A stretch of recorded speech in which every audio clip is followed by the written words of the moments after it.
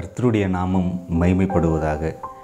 அந்நிய பாஷையை குறித்து நிறைய பாடங்களை நம்ம கற்றுக்கொண்டு வருகிறோம். இந்த பாடத்திலும் பரிசுத்த ஆவியானவரும் அந்நிய பாஷையும் என்கின்ற தலைப்பில் நம்ம படிக்கப் போகிறோம். ஒரு கேள்வியோடு ஆரம்பிப்போம்.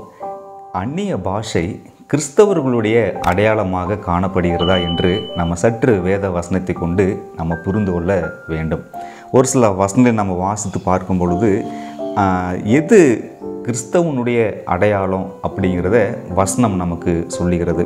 முதல் வசனம் யோவான் 16ஆம் அதிகாரம் 8வது வசனத்தை வாசிக்கும் பொழுது, அவர் பாவத்தை குறித்தும் நீதியை குறித்தும் நியாய தீர்ப்பை குறித்தும் உலகத்தை கண்டித்து உணர்த்துவார்.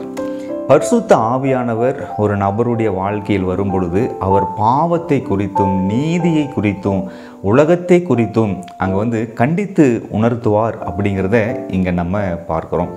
அப்போ பாருங்கள், ஒரு கிறிஸ்தவனுடைய வாழ்க்கையில் பரிசுத்த ஆவியானவர் இருப்பார் என்று சொன்னால் அதனுடைய அடையாளம் என்னவாக இருக்கும் அப்படின்னா, அவன் பாவத்தை குறித்த ஒரு அறிவை பெற்றிருப்பான். எது பாவம் எது நீதி அப்படிங்கிற ஒரு தெளிவை அவன் பெற்றிருப்பான் அப்படிங்கிறத இங்கே நம்ம பார்க்குறோம். சரிங்களா? அப்போ பாவத்தை உணர்ந்து பாவத்தை மேற்கொள்ளுகின்ற பாவத்தை விடுகின்ற ஒரு வாழ்க்கையை வாழ்வான் என்று இங்கே நம்ம பார்க்குறோம். சரிங்களா?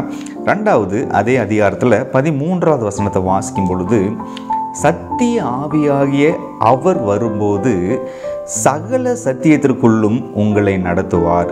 அவர் தம்முடைய சுயமாய் பேசாமல் தாம் கேள்விப்பட்ட யாவையும் சொல்லி வரப்போகிற காரியங்களுக்கு உங்களுக்கு அறிவிப்பார். அப்போ பரிசுத்த ஆவியானவர் பாவத்தை மட்டும் உணர்த்துகிற வேலையை செய்யல, அதை செஞ்சதுக்கப்புறம் சத்தியம்னா என்ன, எது சத்தியம் அப்படிங்கிறத அவர் கற்றுத்தருகிறார் அப்படிங்கிறத நம்ம பார்க்குறோம். அப்போ பரிசுத்த ஆவியானவர் ஒரு நபருடைய வாழ்க்கையில் இருப்பார் என்று சொன்னால் அதனுடைய ரெண்டாவது அடையாளம், அந்த நபர் சத்தியத்தை கற்றுக்கொள்ளுவார்கள். எது சத்தியம், எது வேதத்தில் தேவன் வெளிப்படுத்தின சத்தியம் அப்படிங்கிற அந்த சத்தியத்தை அவர்கள் அறிந்து கொள்ளுவார்கள். பரிசுத்த ஆவியானவர்கிட்ட அவர்கள் கற்றுக்கொள்ளுவார்கள் அப்படிங்கிறத இங்கே நம்ம பார்க்குறோம். மூன்றாவது ஒரு அடையாளத்தை நம்ம பார்க்கலாம் வாங்க. அப்போஸ்தலர் 1ஆம் அதிகாரம் நம்ம ஏற்கனவே படித்த ஒரு வசனம், 8வது வசனம், பரிசுத்த ஆவி உங்களிடத்தில் வரும்போது நீங்கள் பலனடைந்து எருசலேமிலும் யூதேயாவிலும் சமாரியாவிலும் பூமியின் கடைசி பரியந்தமும் எனக்கு சாட்சிகளாய் இருப்பீர்கள். அப்போ பரிசுத்த ஆவி ஒரு நபருடைய வாழ்க்கையில் இருப்பார் என்று சொன்னால் அந்த நபருக்கு ஆவியானவர் பலன் தர்றாரு.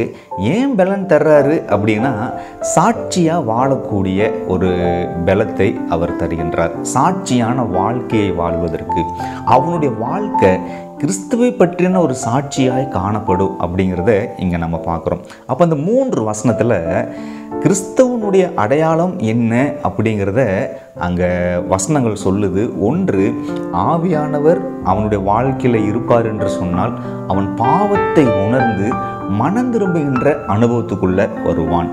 ரெண்டாவது, அவன் சத்தியத்தை கற்றுக்கொள்ள ஆரம்பிக்கும் பொழுது அந்த சத்தியம் அவனுடைய வாழ்க்கையில் தேவனுடைய குணத்தை கட்டுகின்றது.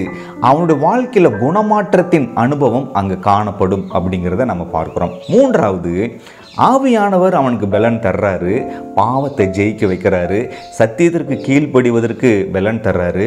அந்த வாழ்க்கை எப்படி இருக்கும் அப்படின்னா சாட்சியான ஒரு வாழ்க்கையாய் காணப்படும். பவுல் சொல்கிறாரு, நீங்கள் நடமாடும் நிருபங்கள் அப்படின்னு.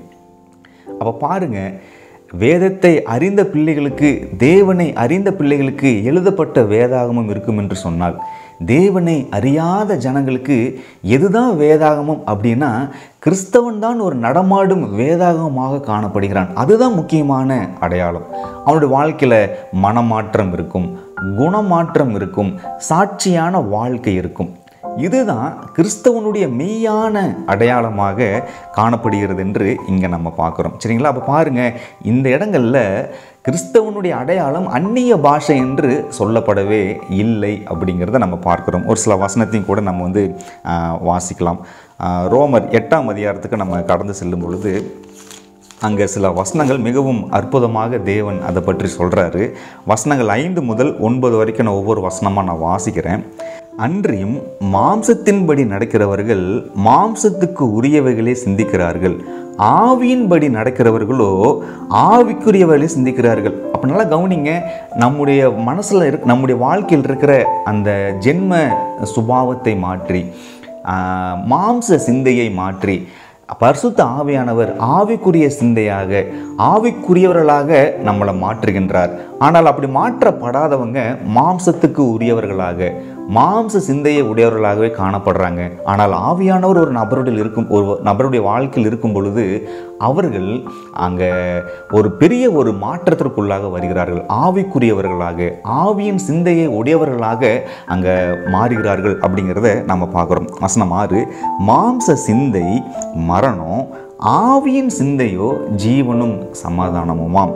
அடுத்த வசனம், எப்படி என்றால் மாம்ச சிந்தை தேவனுக்கு விரோதமான பகையாய் காணப்படுகிறது, அது தேவனுடைய நியாய பிரமாணத்திற்கு கீழ்ப்படியாமலும் கீழ்ப்படிய கூடாமலும் இருக்கிறது. அப்போ யாருடைய வாழ்க்கையில் மாம்ச சிந்தை மாற்றப்படாமல் இருக்கோ அவர்கள் நியாய பிரமாணத்திற்கும் கட்டளைகளுக்கும் கீழ்ப்படியவே மாட்டார்கள். ஆனால் ஆவியானவர் ஒரு நபருடைய வாழ்க்கையில் இருக்கும் பொழுது தேவனுடைய பிரமாணங்களுக்கு அவன் கீழ்ப்படிவான் அப்படிங்கிறத நம்ம பார்க்கிறோம். சரிங்களா? வசனம் 8, மாம்சத்துக்கு உட்பட்டவர்கள் தேவனுக்கு பிரியமாக இருக்க மாட்டார்கள். வசனம் 9 கவனிக்க வேண்டிய வசனம், தேவனுடைய ஆவி உங்களில் வாசமாக இருந்தால் நீங்கள் மாம்சத்துக்கு உட்பட்டவர்களாக இராமல் ஆவிக்கு உட்பட்டவர்களாக இருப்பீர்கள், கிறிஸ்துவின் ஆவி இல்லாதவன் அவருடையவன் அல்ல. அப்போ இந்த வசனங்கள் எல்லாம் என்ன சொல்லுது அப்படின்னா, பாவம் இங்கே நீதி. சரிங்களா? மாம்ச சிந்தை ஆவியின் சிந்தை. அப்போ இந்த நிலையிலிருந்து இந்த நிலைக்கு மாற்றப்பட வேண்டும். அதுதான் பரிசுத்த ஆவியினுடைய ஒரு மிக முக்கியமான அடையாளமாய் காணப்படுகிறது. ஒரு நபருடைய வாழ்க்கையில் ஆவியானவர் இருக்கிறார் என்று அந்த அடையாளம் என்ன அப்படின்னா, அவன் மனம் திரும்பி தன்னுடைய பாவ குணங்களை மாற்றி தேவ குணங்களை பெற்றுக்கொள்ளவும் கற்றுக்கொள்ளவும் அதை வெளிப்படுத்தவும் ஒரு சாட்சியான வாழ்க்கையை வாழக்கூடிய அந்த ஒரு வாழ்க்கை தான் அங்கே கிறிஸ்தவனுடைய பரிசுத்த ஆவியானவர் இருக்கிறார் என்கின்ற ஒரு அடையாளமாய் காணப்படுகிறது என்று இங்கே நம்ம பார்க்குறோம். சரிங்களா? அப்போ கவனிங்க, எந்த இடத்துலையும் வேதாந்தத்தில் அந்நிய பாஷை கிறிஸ்தவர்களுடைய அடையாளம் அப்படின்னு அங்கே சொல்லப்படவே கிடையாது. சரிங்களா? அப்படி என்றால் இன்னைக்கு சபைகளில் கிறிஸ்தவனுடைய அடையாளமாக அந்நிய பாஷை ஒரு பிரதானமான ஒரு காரியமாக இருக்கிறது. அதை நம்ம கொஞ்சம் சிந்தித்து அது என்ன அப்படிங்கிறத புரிந்து கொள்ள வேண்டியது அவசியமாய் காணப்படுகிறது. சரிங்களா? அந்த காரியங்களை நம்ம அடுத்த பாடத்திலே நம்ம படிப்போம். தேவன் தாமே நம்மை ஆசீர்வதித்து வழிநடத்துவாராக. ஆமீன்.